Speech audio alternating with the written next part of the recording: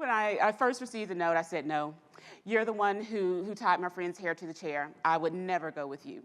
So he came back later that day, gave me another note, and same text, and he put a little note on the bottom saying, I'll never do it again, and I'll apologize. So, okay, at that point, I checked maybe and no. And I don't know how he interpreted that, but the next day, came back with another note, and at the bottom it said, I'll give you my extra $1 for ice cream money. So at that point, I clicked maybe and yes. So just fast forward, by the end of the week, you can probably guess it didn't work out so well. We came to the mutual decision that we should go ahead and explore a dissolution of our relationship. You can imagine how that actually worked in the second grade, but I guess what I really understood here is that you're often posed with questions, opportunities, possibilities, and you have to make a choice, right? Well, in the second grade, that happened, but it wasn't the last time that I had one of these yes, no, maybe type relationships, note passing back and forth. It ends up that I've been like in a 15-year yes, no, maybe relationship with my profession. As a literary artist, as a poet, I've kind of been back and forth in how do I do this? How do I make this my full-time work? It's looked kind of like this in the relationship. So like if this is poetry and this is me, right? Poetry's like, come on, Stephanie, you're great. You can really do this. I'm like, wait. I really enjoy you, but I want health insurance. And so the poetry is like, look, you can do it. Come on, just take classes, write, study, you can do it. Okay, I love you. I am going to try. There's no way I could do anything else and be happy. Oh, hold on. You don't have an MFA. You don't have any publications, right? So it just goes back and forth. And then, kind of gets messy. So I've clicked yes, I've clicked no, I've checked maybe over and over again. But in the past few years, I've finally come to a point that I am consistently, intentionally, always checking yes. I am a working artist. It's a big thing for me to be able to say that at this point. So I want to share with you 5 of the big aha moments I've had over the last 15 years that have brought me to a place where I can finally get out of the maybe game with my profession. So first the question is, what do I really call myself? Because when you go to all the little parties and the receptions and people say, oh, what do you do? Part of me would like to say, I am. I'm a human being. I am just living in my being. Okay, and I get it. That's the kind of like granola, happy-go-lucky. But in a practical way, I need to say, I'm a poet. I do da-da-da-da-da-da. But of course, when you do that, they're like, okay, what does that actually mean? Well, I'm a poet and I'm an artrepreneur. Artrepreneur. In my mind, an artrepreneur is a person who is completely focused on the quality of their art, the craft of what they make, but they also recognize the creative economy and ecosystem in which their work lives. An artrepreneur consciously shapes a living, financial living, and a life from their art. Not willing to do the either or. Either I can make money and have a strong profession, or I can be a starving artist and just love what I do. An artrepreneur believes in the both and. I had to get to this point, especially in the past few years, when my 2 girls started to show these wonderful talents. One girl is a musician. She actually created a marimba. She built one out of PVC pipe and 2x4s. She can play any percussion instrument. My other girl is a beautiful singer and actress. And when they started talking to me about the possibility of yearning for a creative career, I was embarrassed as an artist myself to kind of cringe and have a bit of fear. I, as an artist, was a little afraid that my girls might go in that direction. And it's because I know it's tough. I know the financial hardships and the practical lifestyle hardships that come along with being an artist. So at that point, I made the very firm commitment to carving a life for myself as an artist and others around me, where you wouldn't have to choose between health insurance and financial viability and doing what you really love. So 5 of the big ahas that helped me to get to that point. First one, do any of you have a spirit animal? You heard about spirit animals? I don't know if I really have a spirit animal, but I would say I have a spirit cartoon character. Woody Woodpecker. I remember when I was little, there's this episode of Woody Woodpecker where he was playing baseball, and he started out on the diamond, he hit the ball, then he picks up the home plate, runs all around, gets back to the beginning, and he's taken his home with him all around the bases. I keep that visual in my mind as an artist because all of my work, whether it's entrepreneurial, dealing with marketing and pricing, or more artistic at my writing table, all of my work is based in the creativity and the art. That's crucial for me. It seems like a small element, but everywhere I go, whether it's a boardroom table or an art gallery, I am an artist. I take that with me. It's a critical part of who and what I am. It's also a safety place. There are going to be lots of ups and downs in your career when you decide that you're going to be an artist. Remembering that I can always go back to my writing table, remembering that that's a successful place for me, no matter where the poems end up, no matter if they're published or not and receive awards, the writing is the heart of all that I do. So having the art as my home base is a huge thing. One of the other things that's really been big for me is understanding that you don't have to sell everything. Seems like a really obvious thing. Like, obviously, you make lots of things and not everything is going to sell. But I think a lot of artists live in a space where you think, maybe I should make things that people buy, and it becomes like this commodity thing where you're making things to order, and that doesn't necessarily feel authentic, and that's where I think some people come up with the term of being a sellout. Well, what I understand is that I can make anything that I love and like. I write poems and I craft images that move me, where I learn something. I might not be able to place all of them. I might not be able to get a speaking engagement for all of them, but I make them nonetheless because that feeds me. Now, what I make and what people buy might be two different things, but it doesn't make me any less of an artist if I find that people only are interested in 15 or 20% of the work I do. I'm still doing the work. So, another big thing for me, a little funny situation here. A good friend of mine told me that I should always dress like an artist. Wasn't quite sure what that meant initially.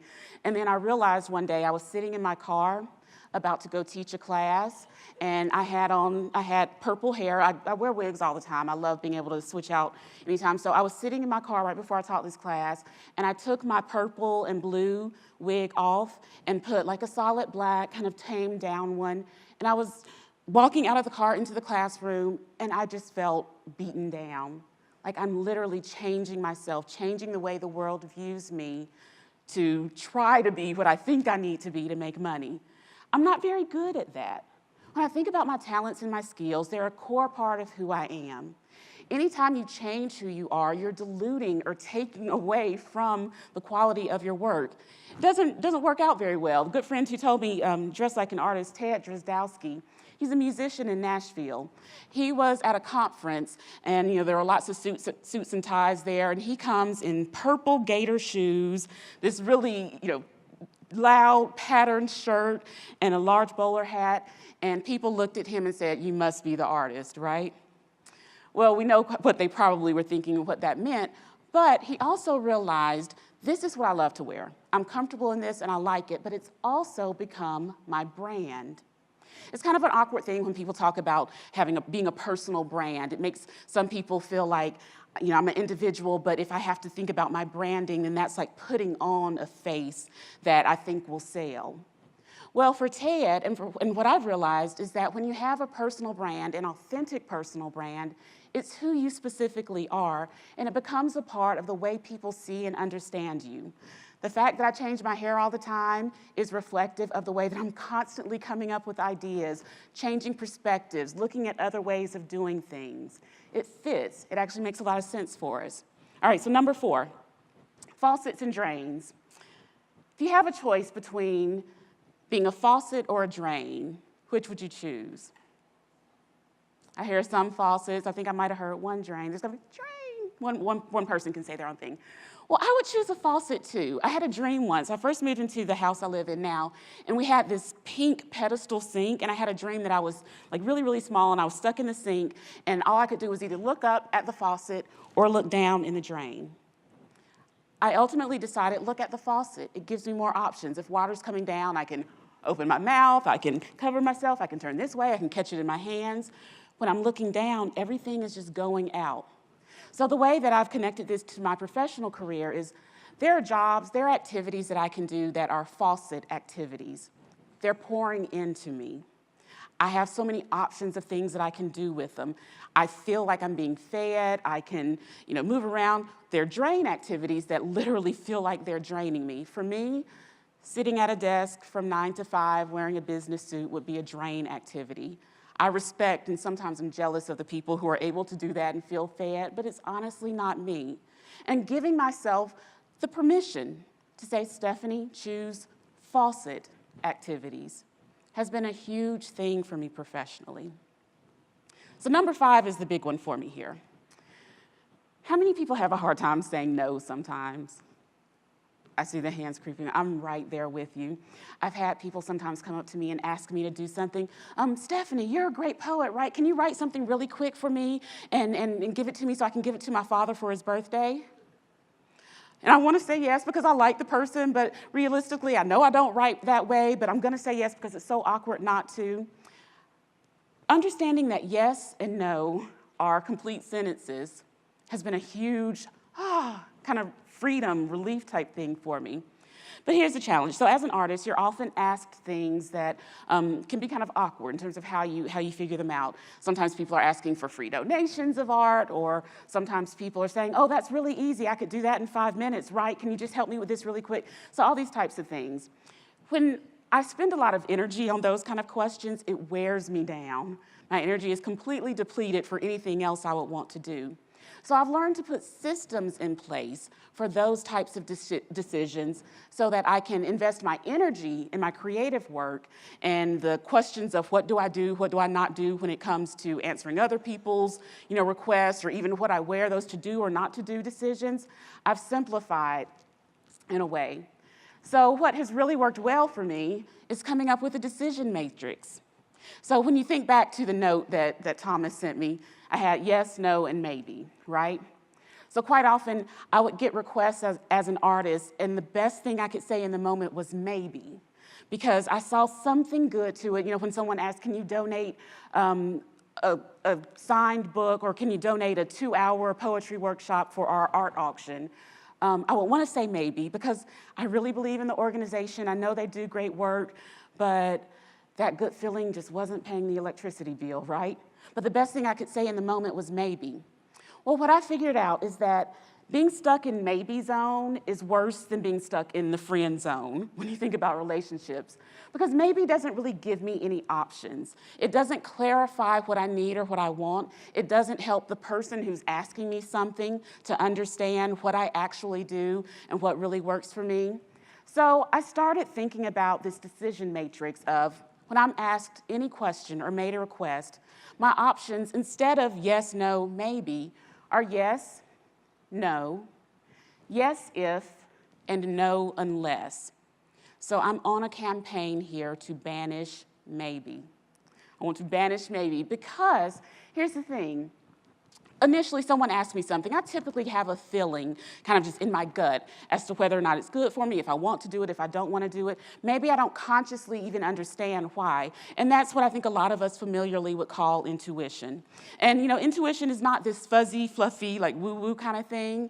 Actually, scientists, Mona Lisa Schultz, she has a doctorate in neuroanatomy, has studied intuition and mapped the physical process of intuition. It's actually an algorithmic process that happens in our brain where information, inputs from our senses, memories, processes that we've experienced before come together when posed with an opportunity or a challenge. And before we can even consciously make the decision, the synapses connect. It's a biological protective process. Intuition connects that yes or no for us before our mind can to keep us out of danger. Physical danger, mental, emotional danger. I kind of think of it as Wi-Fi versus the dial-up internet. So intuition is Wi-Fi. It happens so quickly we can't exactly see it. We don't see the connection, but it's the way that we're wired. Whereas the dial-up would be the conscious decisions we make, right? So often when I'm posed with an opportunity or a question, I have an immediate feeling of if it's a yes or a no. Now my struggle might be how I answer yes or how I answer no. And I've solved that by creating scripts for myself.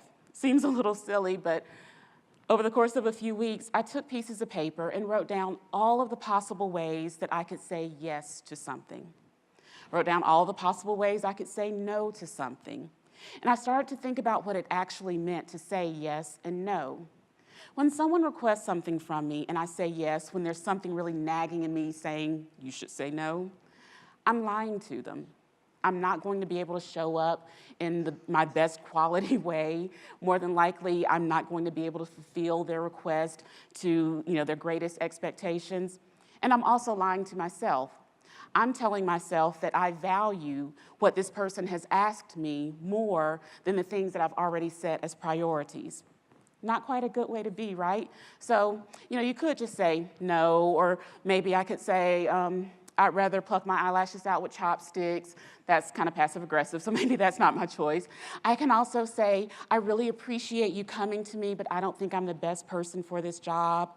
Or I could say, this isn't the time for me to commit to this, but may I suggest a few of my friends.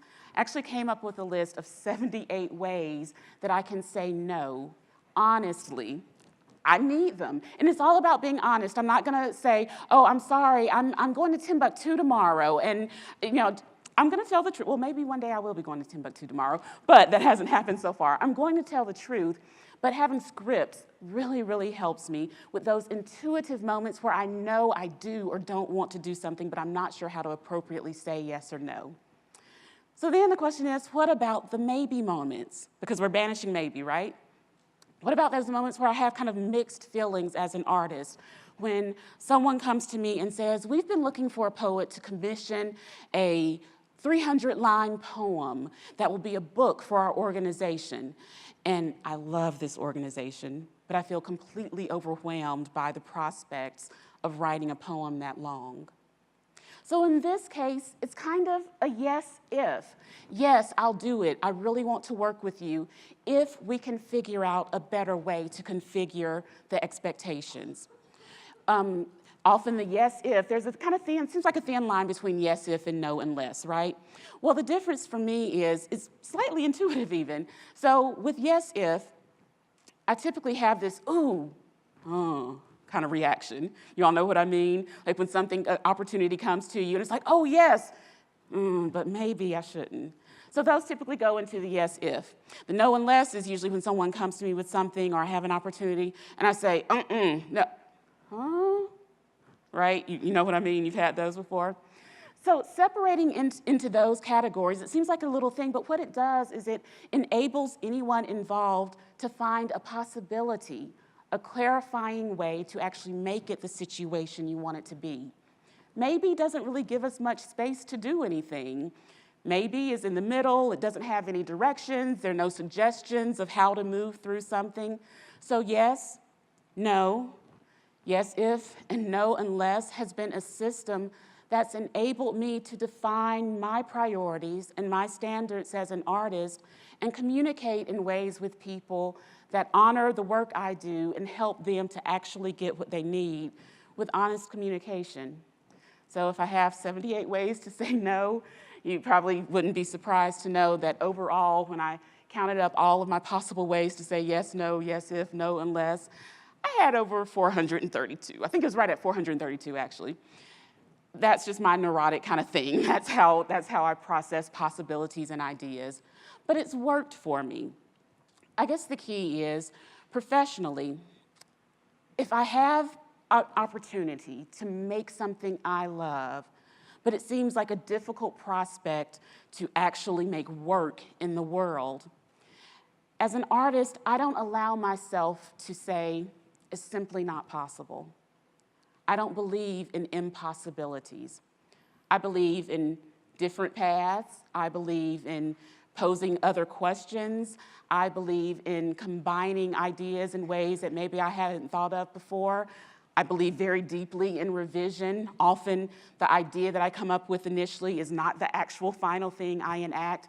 I think about the mural that we have there in the back that Andy designed. I wonder if her very first concept is actually what ended up there against the wall. I doubt it. Because I think artists really understand that the key is in the process. It's coming up with a process to move an idea, a possibility along, change it, revise it as you go, and then come up with a system that surrounds that process that can sustain the work that you're doing over time. I'll click through quickly. So let's remind us here of that note from Thomas. So this is what I initially had, right? Yes, no, maybe. If I could possibly revise that and have Thomas send it back to me, a second draft, I would ask for this now. Yes, no, yes, if, fill in the blank. No, unless, fill in the blank. I think it gives us more possibilities. It empowers us to do what we actually want to do and help others to help us in that way also. So please, everyone, let's revise your love notes and tell your kids to do the same. Thank you all.